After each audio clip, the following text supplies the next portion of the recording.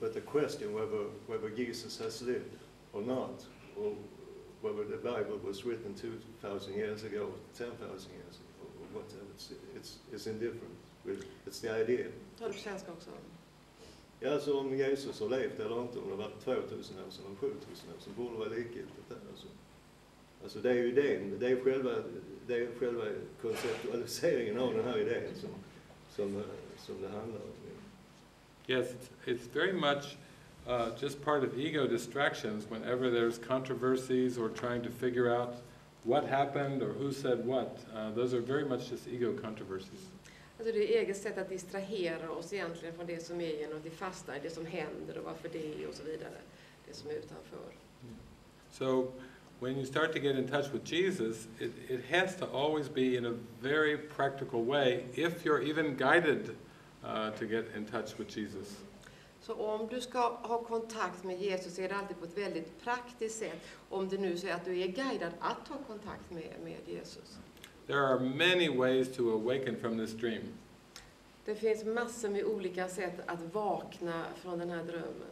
And the symbol of Jesus is not a very important symbol to most Muslims, for example. Så att just symbolen Jesus är ju inte viktig för till exempel muslimerna. Där har det ingen vikt. Or scientists. Eller vetenskapsmän. Scientists that are discovering more and more about quantum physics don't always relate their findings to the Bible or to Jesus. Och de vetenskapsmän inom kvantfysiken som nu börjar uppleva mer och mer, de behöver inte sätta det i relation till Bibeln eller till Jesus. So the journey to true happiness and true peace can come in using many different symbols, and it's different for everyone. Så att vägen till den sanna lyckan och den sanna friden, den kan ta många olika uttryck och hittas på många olika sätt, på olika vägar. Yes. And it always involves loosening your identity from form and from the body. Och det handlar alltid om att släppa taget om din identifiering med formen och med kroppen. We'll go ahead. I was thinking if these concepts, could that be inspired by the Holy Spirit, for example, to help us to find that way? All these Bibles, of course, in miracles. Yes. Tar du på svenska också?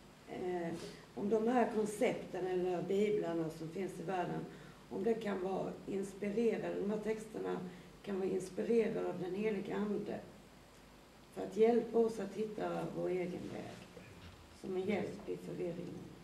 Yes, the Holy Spirit knows that the sleeping mind believes in many concepts. Helig Ande vet att det sovande sinnet tror på många olika koncept.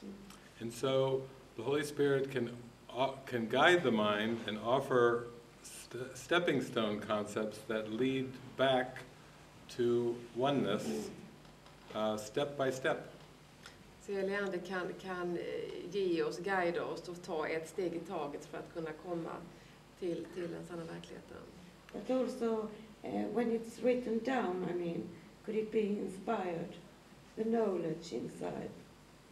Yes. Kan det skrivna ordet vara inspirerat? Yes. Yeah, you might say that that this book is just an example of the inspired use of words. Den här boken, alltså kursen, är bara ett sätt att visa hur inspirerade ord kan komma. In fact, Jesus says that this book has everything that you need. Så Jesus säger att denna boken har allt vi behöver. It has a textbook to give you the underpinnings or the basic ideas that you need to awaken. Först har vi textboken som ger de huvudsakliga förståelsen för uppvaknandet. It has a workbook that you can practice with daily ideas every day of the year. Sen har det arbetsboken med övningar för varje dag att träna under ett helt år. And then it has a manual for teachers at the end, for those who feel called to share and to teach the material. Och sen sist finns handledning för lärare, för de som känner sig guidade eller manade att dela med sig och utsträcka de här tankarna och idéerna. And it draws from 3 disciplines that have developed throughout human history: education, psychology, and Christianity. Och det handlar om 3 discipliner som har utvecklats genom hela mänskligheten med what were they again? Education, psychology.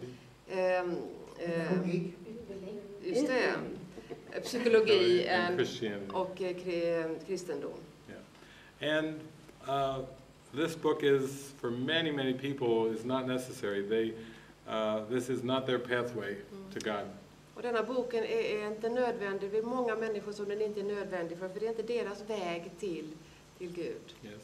I meet people that are so tired of religion and so tired of churches that they want nothing to do with either one. Att David säger att han möter folk som är så trötta på religion och på kyrkor att de inte har någonting med något av det att göra. But they do want to be happy. Men de vill vara lyckliga. And they want to be free. Och de vill vara fria. And they want peace of mind. Och de vill ha ett fridfullt sinne. So that's why I use the movies. Och därför använder David filmerna. Even people that don't like to read. They don't like to read books. Det finns människor som inte tycker om att läsa böcker. And they don't like to study. Och de vill inte studera. And they don't like to go through lots of rituals. Och de vill inte gå igenom många ritualer. I say, oh, fine then. We'll work together and we'll use music and movies. Och då säger David, okej, då använder vi musik och filmer. There is no set way on how this has to go. Det finns inget bestämt sätt som detta måste göras på. Where I will say to them, what do you like? Jag frågar dem, vad tycker du om? Because that's how the Holy Spirit worked with me. Därför det är så som helige Ande arbetade med David. I really did not like religion. Han tyckte inte om religion. I did not like to go to church. Jag tyckte inte om att gå i kyrkan. I did not like to read the Bible. Jag tyckte inte om att läsa Bibeln. I liked tennis. Jag tyckte om tennis. Bjorn Borg. Jimmy Connors. So the Holy Spirit said, okay, we will use the tennis. Så helige Ande sa, okej, då använder vi tennis. So I would go out and join with a partner and practice mind training with tennis. Så att David gick ut med en partner och spelade tennis och använde tennisspelet som en sinnesträning. Because my goal was peace of mind. Eftersom hans mål var sinnesfrid. I developed such a skill at peace on the tennis court that I told my girlfriend that I could feel God on the tennis court. Han utvecklade en sån frid inom sig på tennisbanan så han sa till sin flickvän att han kunde känna att Gud var där på tennisbanan. And she thought I was really crazy. Och då trodde han var riktigt tokig. So David, what an example of what happened that could make you change your mind about the situation and come to peace? Ta det på svenska också. Vad sa du? Ta det på svenska också. Ja. Så vad hände i tennismatchen som gav dig möjlighet att ändra dina tankar och komma till friden? För någonting måste ju ha hänt som var en lektion. So when you say what happened, you mean in my overall life, what was it that was Right there, right tennis there court. in the tennis? Yes. Yes. Well, I became aware that peace of mind was my goal. Jag blev medveten om att frid i sinnet var mitt mål. And I was listening very closely to Jesus Och jag lyssnade väldigt noga på Jesus and the Holy Spirit.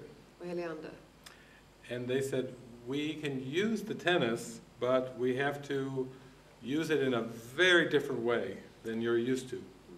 Och de sa, vi kan använda tennis, men vi kommer att använda det på ett helt annat sätt än vad du är van vid. David was used to playing tennis matches and keeping score. David var van att spela tennistävlingar och att hålla ordning på just det. Yes, David loved to compete. Och David älskade att tävla. David wanted to win Och David ville vinna. and develop the skills to win Och utvecklade sätt för att kunna vinna. and defeat the opponent. Och besegra motståndaren. But the Holy Spirit had many different ideas. Men helige Ande hade helt andra idéer.